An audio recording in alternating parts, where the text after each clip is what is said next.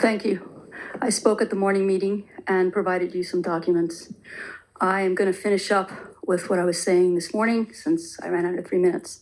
But I'm going to talk about the two topics that I mentioned this morning. One was the Ku Klux Klan Act civil rights lawsuit filed by Saji Pierce and Ayriel Bland.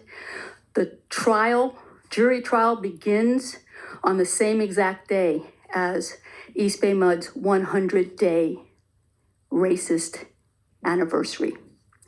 I talked this morning about how the district this board allows supervisors, management, S&T people to weaponize appraisals. Even though you may be told by Adam Smyer, the new labor relations specialist or manager, that appraisals aren't grievable and that they aren't punitive, you do not know that Local 21 superintendents advise foremen and supervisors that they can go to employee files to look at previous appraisals. Appraisals that are neutral for employees that have been here for a long time are a scarlet letter in their file. Even if an employee protests, the district has the option to not change that appraisal. The PERB complaints that went in, they resulted in a settlement that did not change those employees' appraisals.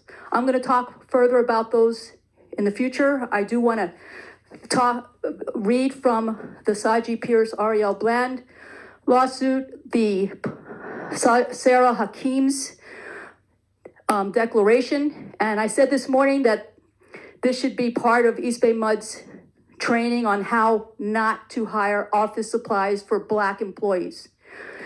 I found it troubling. Ms. Darrow rejected routine supply orders for Ms. Bland's office, but had approved similar and more pricey orders for Ms. Gunderson and Ms. Barnum without question.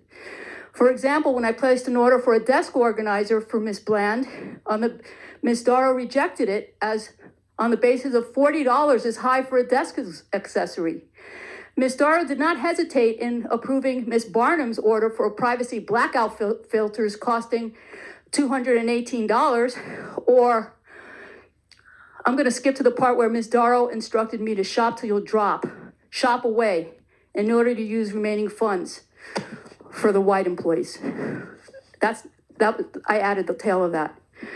I do want to just end this by saying that because of the board of directors' negligence in not ensuring that everyone is properly trained in managing at EBMUD, EBMUD is going to celebrate its 100-year anniversary. And the picture I gave you, is of party dam celebration where only Black employees are serving white employees. Try not to have that happen 100 years from now. Thank you. I yield. Thank you, Ms. Rivera. Madam Secretary, are there any other comments online? No other online comments.